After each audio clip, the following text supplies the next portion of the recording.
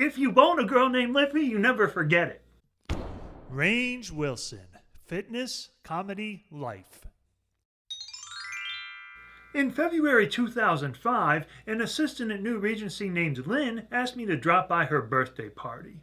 Lynn had a crush on me, and dating her would have been a great career move. Her boss was a creative exec, and those are the people who actually hire screenwriters. But I did not want to play that game. Lynn was nice enough, but I was not going to date her simply to try to further my screenwriting career. But none of those concerns stopped me from going to her birthday party. I was in a boisterous mood, cracking jokes and dancing with all the ladies. I may have had a bit too much to drink because my memory of the evening was a little bit fuzzy the next day.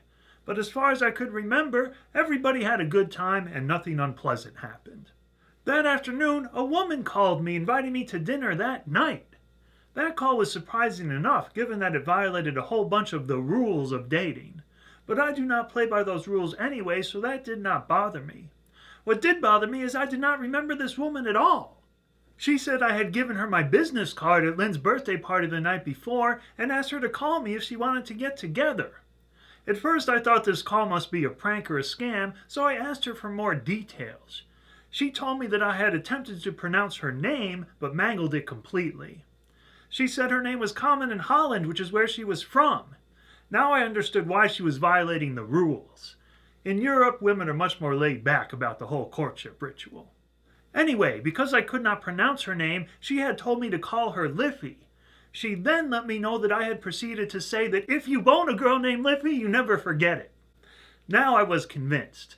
That was the sort of rude but potentially humorous thing I tend to say when I have had too much to drink. Now, even though I did not remember any of this, I was convinced her call was legit. I decided to seize the day and agreed to meet her for dinner that night. It turned out Liffy was beautiful and sexy, and we had a great time chatting at dinner. We then decided to go see a movie and finally ended up at her place for the night. So it turned out I did end up boning a girl named Liffy, and I do remember that part very well. But this relationship had the potential to be more than a one-night stand. When morning arrived, we were in no hurry to go our separate ways. We showered together, then went out for a very nice breakfast.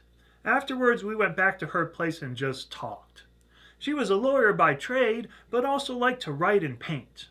In other words, she liked to use her whole brain just like I do. We got together again and had a very pleasant time again, but then the relationship just kind of fizzled out.